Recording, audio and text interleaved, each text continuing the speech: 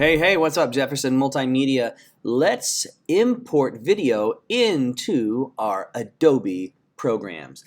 The first thing I want you to do, I want you to plug your camera into the back of your computer, and I want you to open the side viewfinder before you open the program. So plug in the camera, open the side viewfinder.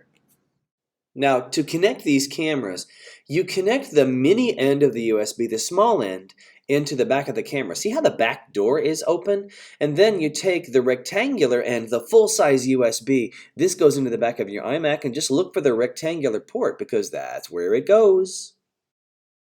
Once you open that viewfinder, the camera is going to ask you a couple of questions. What kind of device do you want to connect it to? You want to connect it to other because we're dealing with a Mac, not a PC. When that's done, you want to select the built-in memory because we're not saving to an SD card. Everything is being saved to the internal hard drive on the camera. Very important tip. You will want to import your video the day you bring your camera back because there's so little space on the hard drive, I have to delete them frequently. So if you record something and leave it on the camera for a week without scanning it in, it may already be gone. Immediately scan in your stuff as soon as you're done filming it. Once that's done, go down to your Finder, click on it. We want to go to Applications, and what we are looking for is Adobe Media Encoder CC 2019. Double click it from the apps, you'll get the specific program itself. Double click that puppy. The introduction screen comes up. Yes, it takes forever to load, but when it's ready, I'll show you what our next step is.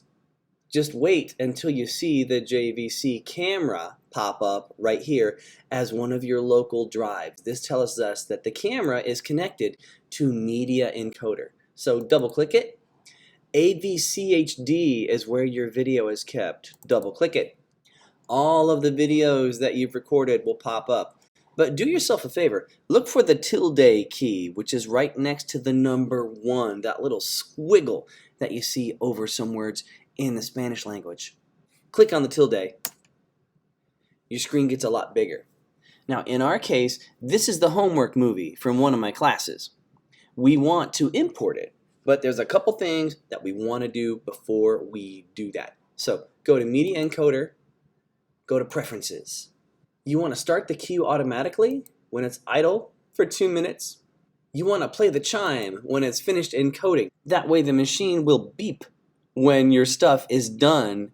So do that. Click on OK.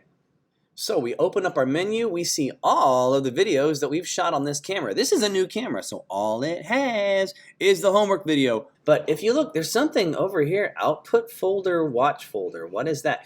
If this control over here is set on Q. First, set on watch folders. We need to have a folder to put all of our video in so we can stay organized and stuff, right? Right. So go to your desktop, right click, and you want to make, guess what? A new folder. And guess what I'm going to call it? Since we're going to put video in it, video sounds good to me. Yeah, there we go. And then to make things pretty, right click, clean up by name. Boom, it's where it goes. So you have two choices up in the top right.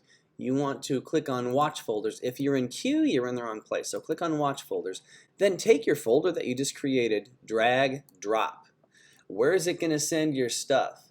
To users, Hepler, which is me, desktop, and then video is the name of the folder. Can we set the, we can set the format right here. Go to high quality 1080p HD, click it. And then we are set, man. Go to Q, drag and drop just one. Make sure it's going high quality 1080p HD to what? It's sending it to something called stream. This means it wants to send the video back into the camera. No, don't do that. Double click. And it dinks at you, and then the thing comes up. Guess where you want to go? Desktop. Video. Save. Yes. Click on the green start button. And you'll see down here, the stuff is scanning in. We just want to make sure we send it to the right place. So let's click on video. And what do you know? 00000 is here. And what's the name of the file? 00000. So let's do the rest of them, okay? And it chimed again, but that's fine. Click on the second one, and then shift click on the last one. So you've done this one by itself for the very first time. Then everything else you want to scan in too. Crucial that you scan in every shot that you've filmed. If you don't, here's what's going to happen. A week and a half later, you're going to realize, oh man, there's one shot I needed that I didn't scan in. What camera did I use? I don't remember. So you're going to have to look through every single camera to find it. So we already have 00000. Now we need 01 through 09, right? We're in the queue, grab, drag. Uh-oh, this isn't working. So we need to change it to go where? Video. Sometimes you may have to manually change these. I don't know why. It's a pain in my butt. I was told that it would work automatically, but it looks like it's not. So if you have to do that manually, make sure you're sending your stuff to the right place. Then click your check mark. Now the fun part is you'll see it's taking some time. Your first day after you film might just be scanning your stuff in. I know that's a pain in the booty, but sometimes it happens. Alright, so we just heard our chime, which means we are done.